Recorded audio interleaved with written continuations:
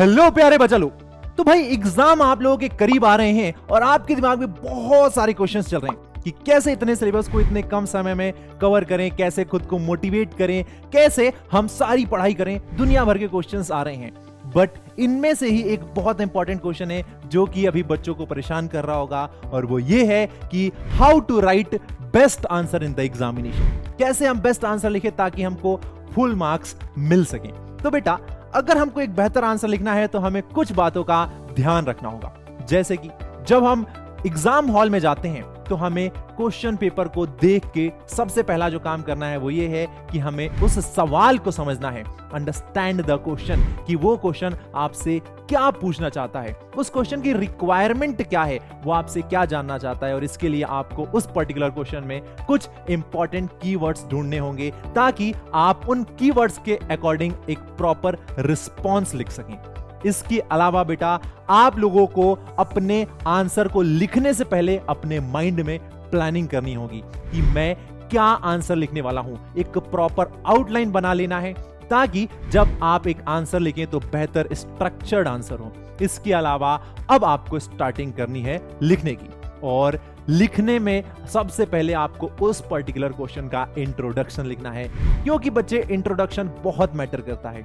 वहीं से copy checker के माइंड में आपके लिए एक इंप्रेशन जम जाता है या फिर बिगड़ जाता है, ये डिपेंड करता है इंट्रोडक्शन पे। और इंट्रोडक्शन बहुत ही सिंपल और क्लियर लैंग्वेज में होना चाहिए, इजी टू अंडरस्टैंड होना चाहिए। आप वहां पर किसी बड़े टर्म्स का या फिर किसी टफ लैंग्वेज का इस्तेमाल नहीं कर सकते हैं। बहुत सिंपल लैंग्वेज आपको रखनी है। और बी कंसाइज एंड क्लियर, यानी आपको मुद्दे से भटकना नहीं है। जो सवाल में पूछा गया है बच्चों, आपको वही लिखना है, टू द पॉइंट लिखना है। आपको एक्स्ट्रा लिखने की जरूरत नहीं है, अनवांटेड लिखने की जरूरत नहीं है। इससे कॉपी चेकर का जो माइंड है वो डाइवर्ट हो जाएगा और वो मेन आंसर से भटक जाएगा, और इसका खामियाजा आपको भुगतना पड़ेगा। इसके अलावा बच्चों, जो पॉइंट्स हमने लिखे हैं उन पॉइंट्स को सपोर्ट करने के लिए हम एग्जाम्पल और एविडेंस का यूज कर सकते हैं। हम अपने आंसर को सपोर्ट कर सकते हैं। जब हम ऐसा करते हैं तो कॉपी चेकर को लगता है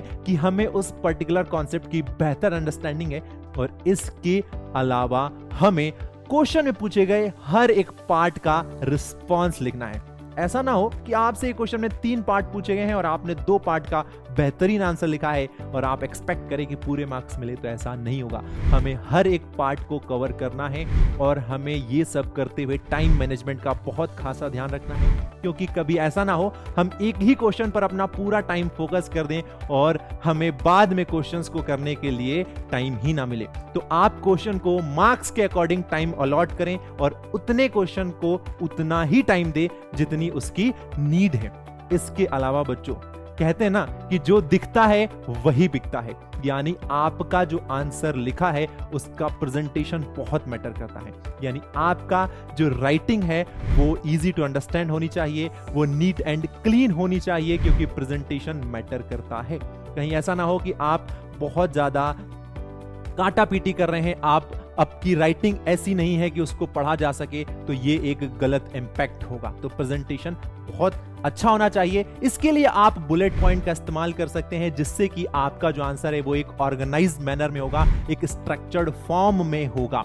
इसके अलावा आपको स्ट्रेस को मैनेज करना है। आपको पूरे एग्जाम में खुद को काम एंड कंपोज रखना है। कभी ऐसा समय आएगा कि आप किसी क्वेश्चन में फंस जाएंगे, तो आप उस समय अपने आप को काम एंड कंपोज रखिए, उस क्वेश्चन को वहीं पर छोड़िए, आगे बढ़िए, आगे के क्वेश्चन को सॉल्व करिए, और जब लास्ट में समय बचे तो वापस उस क्वेश्चन पर आना है और फिर से उसको सॉल्व करने का कोशिश करना है, ट्राई करते रहना है। और इसके अलावा बेटा, सबसे इंपॉर्टेंट पार्ट होता है किसी भी एग्जाम को प्रिपेयर करने का प्रीवियस ईयर क्वेश्चन, यानी आपको पास्ट में जो क्वेश्चन पूछे गए हैं उस पर्टिकुलर एग्जाम में, उस पर्टिकुलर चैप्टर से, वो आपको प्रैक्टिस करने हैं। इससे आपको एग्जाम का एक आइडिया लग जाता है कि बेसिकली जो पेपर बनाने वाले टीचर्स होते हैं वो हमसे क्या जानना चाहते हैं, क्या इंफॉर्मेशन हमसे वो निकलवाना चाहते हैं।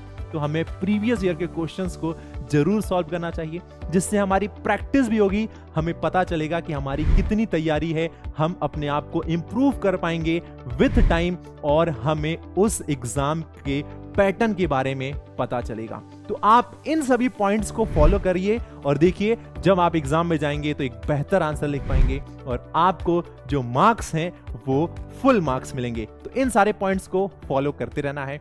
All the best for your exams.